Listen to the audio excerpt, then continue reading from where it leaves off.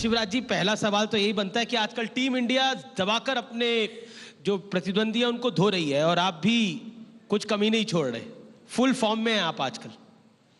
Form में तो हम पहले भी रहते थे, इस बार थोड़ा अंदाज बदला हुआ है। तो इस अंदाज बदलने का राज क्या है, ये भी जरा आज पब्लिक के सामने न्यूज़ 18 के मंच पे जरा खोल दीजिए। देखिए, एक तरफ डेवलपमेंट, विकास और जन कल्याण जी, वहीं दूसरी तरफ अगर ऐसे लोग प्रदेश में हैं जो जनता की जिंदगी को दिक्कत और परेशानियों से भरते हैं, जिनको मैंने माफिया कहा भी आपने देखा। अब इंदौर में ऐसे नामी गिरामी नाम थे, सोसाइटी बनाई, जनता ने पैसा जमा किया, प्लाट बुक कराए, उनके प्लाट खा गए। अब ऐसे लोगों को जमीन में गाड़ने का मतलब यह नहीं कि मैं गड्ढा खोद के गाड़ूं। ऐसे लोगों को जमीन में गाड़ने का मतलब है जो आमजन है उनको न्याय दिलाऊं, उनके प्लाट दिलवाऊं। और जो गड़बड़ करने वाले हैं वो इतने कलाकार होते हैं कि सरकार कोई की वो चिपक जाते हैं। वैसे लोगों को सही करना मेरा धर्म है। भगते भगते फिर रहे हैं, या तो जेलों में या भागे हुए हैं। चिटफंड कंपनी में कितनी चिटफंड कंपनियां आई, पैसे खाए और लोगों के भाग गए। Middle class, lower middle class तबाह कर दिया लोगों को। अब केवल एफआईआर करने से काम नहीं चलेगा। हम क्या, जहां हो पकड़ो, उठा के लेके आओ, संपत्ति अगर तो नीलाम करो और जनता के पैसे दिलवाओ। जी, एक तरफ अकेले इंदौर में 3000 करोड़ रुपए के प्लाट वापस दिलवा रहे हैं, 840 करोड़ रुपए चिटफंड कंपनियों से वापस दिला चुके हैं, और जितने बचे एक को छोड़ूंगा नहीं। जनता का जो पैसा खा के गए, एक एक पाई वसूल की जाएगी, कोई नहीं बचेगा। जो दादागिरी गुंडागर्दी करने वाले थे मध्य प्रदेश में, ऐसी सैकड़ों गुंडे, बदमाश, माफिया, उनके या तो घर तोड़ दिए गए, संपत्ति राजसात कर रहे हैं, अतिक्रमण से मुक्त करा रहे हैं। जी, और आज स्थिति है कि 8400 करोड़ रुपए की जमीन हम इनसे मुक्त करा चुके हैं। सज्जनों के लिए फूल से ज्यादा कोमल और दुष्टों के लिए वज्र से ज्यादा कठोर, यही हमारा संदेश है। विपक्ष आरोप लगाता है, खासतौर पर कांग्रेस पार्टी आरोप लगाती है कि आप विरोधी नेताओं को टारगेट करते हैं। जो बीजेपी में आ जाए उसे तो बख्श देते हैं और जो बीजेपी में नहीं आता तो उसको छोड़ते नहीं है, ये आरोप है। देखो, ये तो कहने के लिए कहते हैं, दिल से पूछो जी, तो वो भी ये मानते हैं कि मैं कभी के खिलाफ, कभी किसी के खिलाफ बेबुनियाद कार्रवाई नहीं करता। क्या आपको लगता है, मैं कोट भी करके बताता हूं, कांग्रेस के विधायक हैं बाला बच्चन, उन्होंने बोला एक विचारधारा से जुड़े लोगों को सरकार जानबूझकर टारगेट कर रही है, जिनके खिलाफ कार्रवाई हो रही है उन्हें बीजेपी में शामिल होने का ऑफर मिल रहा है। अब इसको तो मैं मजाक ही कह सकता हूं। बिना आधार के कोई कार्रवाई कर सकते हैं? जो कार्रवाइयां हुई है वो पुख्ता हुई है, ठोस आधारों पर हुई है, गड़बड़ करने वालों के खिलाफ हुई है। राजनीतिक मतभेदों के आधार पर कार्रवाई करने का कोई सवाल ही नहीं। हमारे लिए सब बराबर है, कोई किसी पार्टी में हो। शिवराज जी, क्या ऐसा माना जाए कि जब शिवराज सिंह चौहान की 1.25 साल बाद या फिर 11 महीने बाद जब वापसी हुई, तो शिवराज सिंह चौहान को लगा कि इस बार उनका अंदाज बदला होना चाहिए, और अंदाज बदला इसलिए होना चाहिए जिससे वो ज्यादा लोगों तक पहुंच सके। देखिए, अलग अलग परिस्थितियों और समय में जी, समस्याओं का प्रकार अलग अलग होता है। और अगर आप सेवक हैं और सरकार चला रहे हैं तो आपकी ड्यूटी है कि जब जैसे व्यवहार की जरूरत हो, जैसे कदमों की जरूरत हो, तब आपको उठाने चाहिए। देखिए, कोविड का पूरा समय चल रहा है, लेकिन उस समय, इसी समय का दौर था जब सरकार यहां से जा रही थी और एक नई सरकार आ रही थी, तो ज्योतिरादित्य सिंधिया की उसमें एक अहम भूमिका रही। आपने कहा सिंधिया के साथ आए नेताओं को कमलनाथ, जो कि पूर्व मुख्यमंत्री है, वो कचरा कहते हैं, लेकिन ये सब अच्छा काम करते हैं, ये हीरा है। और मेरा सवाल आपसे यही है कि आपके पास कौन सी पारस बनी है कि ये सब हीरा बन गए? अब ये तो दोनों चीजें हैं जी, एक वो ना पहचान पाए ना साथ ले पाए। देखो, सरकार हमने नहीं गिराई, सरकार तो गिरी, उनके साथ ही निकल के वापस आ गए। अब आत्मचिंतन तो उनको करना चाहिए कि उनको छोड़ के क्यों गए। अब ये सवाल तो उनको अपने आप से पूछना चाहिए। जहां तक सरकार चलाने का सवाल है, ज्योतिरादित्य सिंधिया जी भी जन नेता हैं, उनके साथ में काम कर रहा हूं, हम कंफर्टेबल है। और राहुल उनके जी साथ ने ही जो आए, उनके साथ जो मित्र आए, वो सचमुच में बहुत बेहतर परफॉर्म कर रहे हैं, बहुत अच्छा अपना विभाग चला रहे हैं और मुझे पूरा संतोष है। राहुल जी ने बयान दिया कि देखिए, सिंधिया जब हमारे साथ रहते थे तो वो अथॉरिटी के साथ घूमते थे, वो निर्णय लेते थे, लेकिन अब भारतीय जनता पार्टी में सदन में पिछली सीट पे बैठे रहते हैं, बैक बेंचर हो गए हैं। या आज ही का बयान है राहुल जी के बारे में मैं क्या कहूं। देखिए, अब वो तो कहते हैं मत्स्य मंत्रालय बनाओ, जो बहुत पहले बन चुका है। उनकी ट्यूबलाइट बहुत देर से जलती है। बहुत दिनों के बाद उनको ध्यान आता है। आपने तो उनको किसी सीट पर बैठाया नहीं, किसी लायक समझा नहीं, वो कहते रहे, अपनी बात कभी किसी ने सुनी नहीं। अब हमारे साथ आ गए तो फिर वो कहां बैठे हैं, किस सीट पर बैठे, ये आपको ध्यान आ गया। ये तो आपको तब सोचना था जब वो आपके साथ थे। वो कहां बैठे, वो जहां बैठने के हकदार थे वहां उनको बिठाया नहीं गया, और ये बिठाने वाले को सोचना चाहिए। राहुल जी की बात हुई तो राहुल जी ने अभी हाल ही में केरल में एक उत्तर भारत को लेकर बयान दिया, जिस पर बहुत विवाद भी हुआ, जिस पे योगी आदित्यनाथ ने, बीजेपी राष्ट्रीय अध्यक्ष जगत प्रकाश नड्डा ने, स्मृति ईरानी ने, सबने ट्वीट भी करे, बयान भी दिए। उन्होंने बोला उत्तर भारत के जो लोग हैं वो ज़्यादा सतही बात करते हैं और जो दक्षिण भारत के लोग हैं वो ज़्यादा डिटेलिंग में जाते हैं। क्या कहना चाहते हैं इस बयान पर आप? हम सब भारत माँ के लाल, भेदभाव का कहाँ सवाल, क्या उत्तर, क्या दक्षिण, क्या पूरब और क्या पश्चिम। भारत एक है, हम एक भारत श्रेष्ठ भारत को मानने वाले लोग हैं। अब ये डिवाइड एंड रूल वाला उत्तर और दक्षिण में भारत को किसी भी हालत में नहीं बांटना चाहिए। हर हिस्से की अपनी अहमियत। आपने भी कहा था जहां जहां पड़े पैर राहुल के वहां वहां हुआ बंटाधार। न हुआ तो यही, पहले उत्तर में हो गया, अब दक्षिण की बारी है। जी, बीजेपी वाले तो कहते हैं कि पौंडीचेरी गए तो पौंडीचेरी की सरकारी चली गई। ये तो आप ही लोग कहते हैं। लेकिन देखिए, कुछ अहम बातें हैं। शिवराज जी, आपका एक बयान है, मध्य प्रदेश में सत्ता के दलाल है जो कभी इस पार्टी में कभी दूसरी पार्टी में चिपक जाते हैं और अपने काम में सफल हो जाते हैं। हम ऐसे सत्ता के दलालों पर सख्त कार्रवाई करेंगे। जो नेता दल बदल करते हैं उन पर कानून लाने की बात आप लगातार कह रहे हैं, लेकिन शिवराज जी, आपकी सरकार भी बनाने में इन्हीं लोगों का योगदान रहा। देखिए, जहां तक कार्रवाई का सवाल है जी, मैंने कुछ लोगों का पहले भी मैंने जिक्र किया कि जब सत्ता आपके पास आती है तो केवल विचार से जुड़े लोग नहीं आते, आपके पास दूसरे लोग भी आते हैं। उनको पहचानना और वो गलत है तो उनके खिलाफ कार्रवाई करना ये बहुत ज़रूरी है, और वो कार्रवाई हम करते हैं।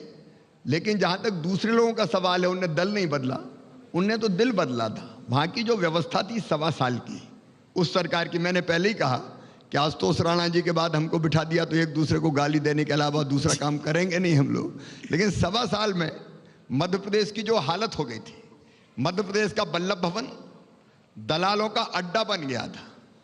लेन देन की बातें होती थी बैठ के, वहाँ मध्य प्रदेश तबाही की तरफ जा रहा था और उससे परेशान हो गए। अपनी पार्टी के लोगों की नहीं सुनी जा रही थी। कुछ लोगों ने सरकार गिराने का संकल्प किया और वो हमारे साथ आए। मेरा जहां तक सवाल है, पहले दिन, मैं आज फिर एक बार दोहरा रहा हूं जी, जिस दिन चुनाव परिणाम 2018 के आ रहे थे, रात को 2 बजे ये तय हो गया था कि कांग्रेस की 114 सीट, हमारी 109 सीट। वोट भले ही हमें ज्यादा मिले थे, सीट हमें कम मिली। रात को ही मैं सोया था तो ये संकल्प करके सोया था कि सवेरे सीएम हाउस मुझे खाली करना शुरू किया है। हमने देर नहीं लगाई, खाली कर दिया, सौंप दिया। कमलनाथ जी को शपथ दिलाने गए। दिमाग में अगर कहीं भी सत्ता होती तो तब कोशिश की जा सकती थी, तब प्रयास किए जा सकते थे, तब तो आसान होते। लेकिन मैंने कहा कि कौन से सैलाव नहीं करता, कोई सवाल ही पैदा नहीं होता। कांग्रेस की ज्यादा सीटें, सरकार कांग्रेस को चलानी चाहिए और सत्ता सौंपी। लेकिन उसके बाद नहीं चला पाए और नहीं चली तो हम क्या करें। आजकल शहरों के नाम बदलने का एक ट्रेंड चला है। आप भी कुछ शहरों के नाम बदलने की प्लानिंग कर रहे हैं। ऐसा पहले उत्तर प्रदेश में भी हो चुका है, जैसे होशंगाबाद का नाम नर्मदापुरम होगा। नाम बदलने से क्या होगा?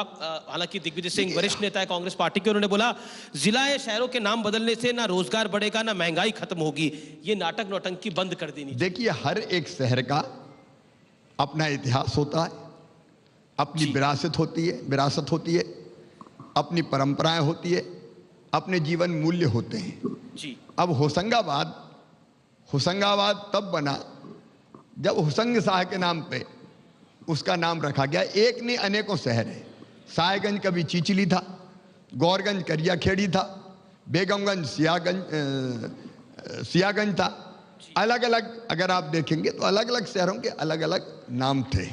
और इसलिए अगर कहीं ये प्रबल मांग उठती है कि हमारी जो परंपरा है, हमारी जो विरासत है, हम उस पर जाना चाहते हैं, तो इसमें आपत्ति क्या हो सकती है। नर्मदा जी के प्रति अगाध श्रद्धा है नर्मदा होशंगाबाद वासियों की, और लगातार कई वर्षों से वो मांग करते चले आ रहे हैं। हमारे पीसी शर्मा जी बैठे हुए होशंगाबाद, उनका भी बहुत आना जाना रहा है। आप भी बैठे हैं, दोनों पिया जी। कई वर्षों से वहाँ की जनता मांग करती चली आ रही थी कि नर्मदा के बिना होशंगाबाद अधूरा है, और इसलिए इसका नाम नर्मदा नगर किया जाए। इस बार जनता देख, लोकतंत्र में जनता की भावना है जी, उनका सम्मान करना हमारी ड्यूटी है। एक सवाल मेरे मन में आता है इस बार शिवराज जी, जो आपकी ये वाली पारी है, इसके अंदर आप लफ्ज जिहाद को लेकर भी बहुत मुखर है। आप कहते हैं कि लफ्ज तो होना चाहिए लेकिन जिहाद हम होने नहीं देंगे। उसके बाद आप कहीं ना कहीं एक एग्रेशन में है, एक एग्रेसिव मोड दिखता है शिवराज सिंह चौहान का। देखिए, उसका सवाल नहीं है। प्यार एक बिल्कुल अलग चीज है, लेकिन कुटिलता जी के कारण किसी को बहकाना, फुसलाना, बरगलाना, दबाव देना और बाद में शादी करके उसकी जिंदगी नरक बना देना, एक नहीं अनेकों घटना हुई है। इसी कार्यकाल में 14 साल की बेटी को हम हैदराबाद के पास सिकंदराबाद से मेरी पुलिस बरामद करके लेके आई है। एक बेटी को नेपाल की सीमा से, बॉर्डर का एक गांव था, वहां से हमारी पुलिस लेके आई है। अब जो बेटियों की जिंदगी के साथ खिलवाड़ करे, इसलिए नहीं कि जिंदगी भर प्यार न भाना है, बल्कि इसीलिए कि धर्मांतरण करना है, और बाद में फिर उसकी जिंदगी ऐसी बना दो कि वो ढंग से जीने के लायक भी ना रहे, तो क्या ऐसे लोगों के खिलाफ कानून बनाना यह शासन का धर्म नहीं है? और इसलिए जी धर्मांतरण का कुटिलता पूर्वक कोई स्वेच्छा से जाता अलग बात, और यह हर एक पे लागू होता है। अगर कोई गलत ढंग से प्रयास करेगा तो आज अंतर्राष्ट्रीय महिला दिवस के दिन धर्म स्वातंत्र विधेयक कानून बन गया मध्य प्रदेश की धरती पर। ऐसे लोगों को हम नहीं छोड़ेंगे किसी भी कीमत पे। जी, आखिरी 2-3 सवाल है शिवराज जी। जो महत्वपूर्ण बात है वो ये है कि एनकाउंटर के मामले में भी मध्य प्रदेश जो है वो अब पीछे नहीं है। वो लगातार ऐसा दिख रहा है कि एनकाउंटर के लिए अपराधियों को खोजा जा रहा है। ऐसा क्यों? नहीं, एनकाउंटर करने का कोई इरादा नहीं है। अपराधी पकड़े जाएं, अपराधी जेलों में जाएं, और अपने कर्म से अगर कोई और कहीं चला जाए तो उसमें हम क्या कर सकते हैं? जी, राहुल गांधी ने हाल ही में आरएसएस की तुलना पाकिस्तान के जिहादी स्कूलों से करी है। क्या कहना चाहते हैं बतौर मुख्यमंत्री आप? जाको प्रभु दारुण दुख दे ही, बाकी मति पहले हर ले ही। अब मैं क्या कह सकता हूं, एक इतनी बड़ी और इतनी पुरानी पार्टी जी, उसके एक बड़े नेता इस तरह के बयान देते हैं, क्या कर सकते हैं? इससे मैं भगवान से प्रार्थना ही कर सकते हैं कि उनको ठीक रास्ते पर चलाएं, और नहीं तो कांग्रेस का जो आज हाल है पूरे देश भर में, कई राज्यों में मुख्य विपक्षी पार्टी तक कांग्रेस नहीं बनी है। राहुल भैया के होते हुए किसी और दुश्मन की जरूरत ही नहीं है कांग्रेस को। तो अब तो कांग्रेस आप पर गोडसे का आरोप लगाती थी, अभी कुछ दिनों पहले ही एक गोडसेवादी कांग्रेस में शामिल हो गया है। अब पता नहीं मापदंड और पैमाना क्या है, मुझे समझ में नहीं आया जी। अब मैं तो कांग्रेस के मित्रों पे ही छोड़ता हूं, उनको क्या करना चाहिए। जी, मुख्यमंत्री जी 2-3 चीजें बहुत ही अहम है। किसान आंदोलन, आपने भी बोला कि अगर उस समय कर्जा माफी का वादा नहीं होता तो 2018 में शिवराज सिंह चौहान चुनाव नहीं, मतलब सत्ता आपकी आती, सरकार आपकी आती, लेकिन अब तो पूरा किसान आंदोलन खड़ा हुआ है। कैसे आप देखते हैं इन 3 कानूनों को जो केंद्र ने बनाए हैं? नरेंद्र मोदी जी को मैं हृदय से धन्यवाद देना चाहूंगा। एक तड़फ, एक जिद, एक जुनून, एक जज्बा उनके दिल में है किसानों की आय दुगना करने का भी। मैं एक बात कहता हूं, नरेंद्र मोदी जी कभी सस्ती लोकप्रियता के पीछे नहीं गए। उन्होंने हमेशा दूरदृष्टि से सोचा है और देश के व्यापक हित में सोचा है, और परिणाम उसी का कि आज सारी दुनिया में भारत का मान, सम्मान, शान और स्वाभिमान बढ़ा है। ये तीनों किसान कानून, मैं दावे के साथ कहता हूं, किसानों के हित में है। और मध्य प्रदेश ने तो पहले ही पारित कर दिए, पहले ही बना दिए थे। अब मुझे आप बताइए, मैं कई बार बहस हो चुकी, अगर कोई किसान अपने अनाज को, अपने उत्पादन को मंडी में बेचना चाहता है, नया कानून उसकी इजाजत देता है। मंडी के बाहर बेचना चाहता है, मंडी के बाहर आप खरीदो। किसी प्रोसेसर को बेचना चाहता है, आप उसको बेच दो। कोई खेत में खरीदना चाहता है, खेत में आप खरीद लो। किसी एक्सपोर्टर को बेचना चाहता है, एक्सपोर्टर को बेच लो। आखिर इसमें आपत्ति क्या हो सकती है? मंडियां रहेंगी, कोई मंडी बंद नहीं होगी, मंडियां चालू रहेंगी, लेकिन बाहर भी अगर अच्छा दाम मिलता है तो बेचे, दिक्कत क्या हो सकती है? एमएसपी जारी रहेगी।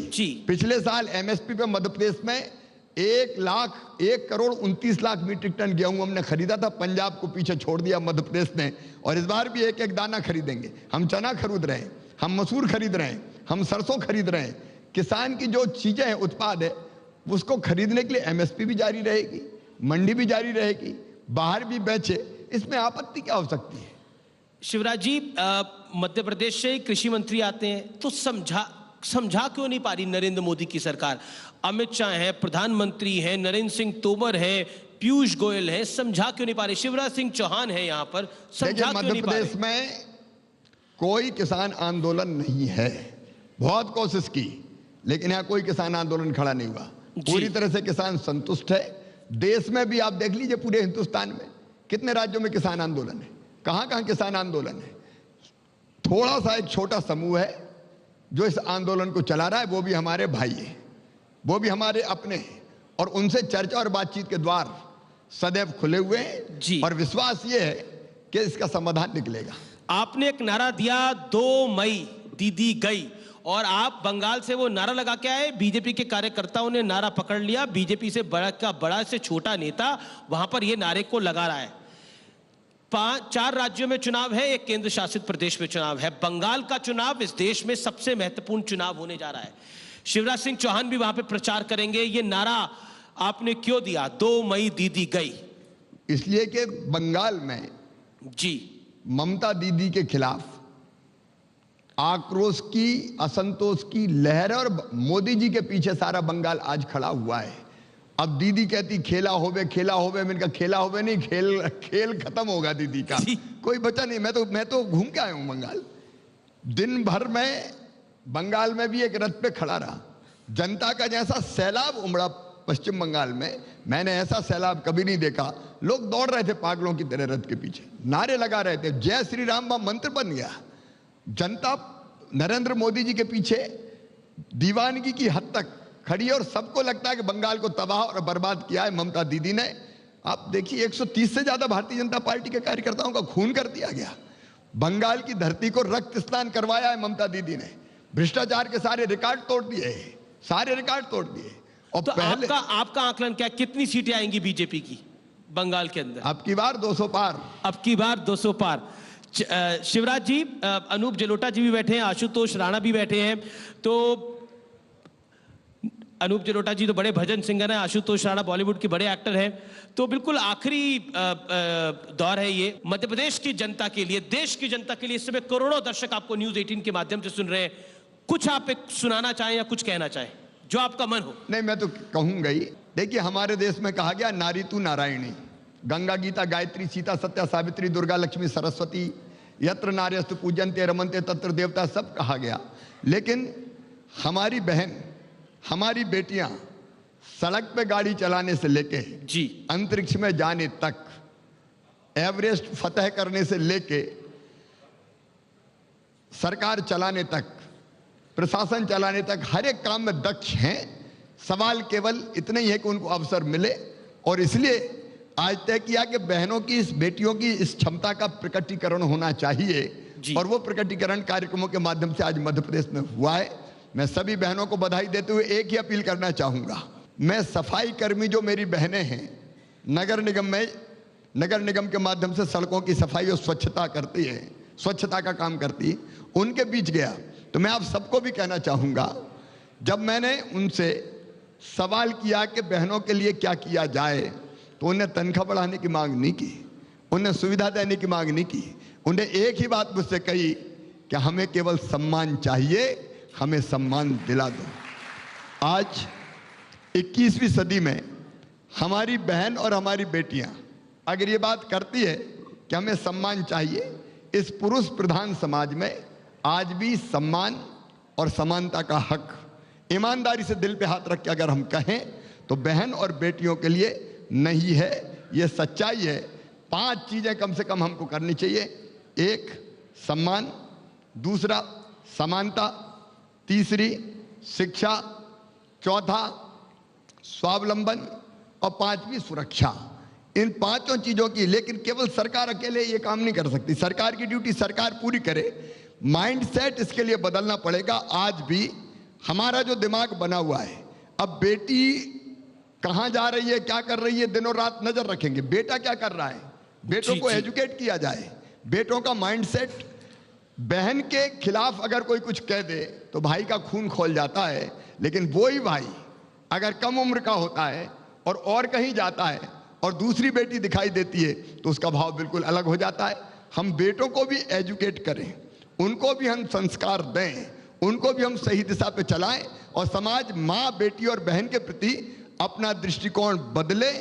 नारी तू केवल श्रद्धा है, ये इस देश की धरती पर कहा गया है और ये कहने के ठोस आधार है।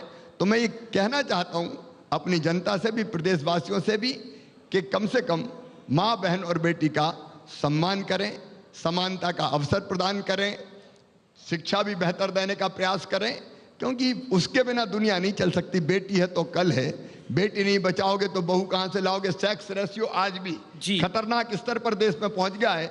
1000 बेटों पे 914 बेटियां पैदा हो रही है। अगर यही गति जारी रही तो कल होगा क्या।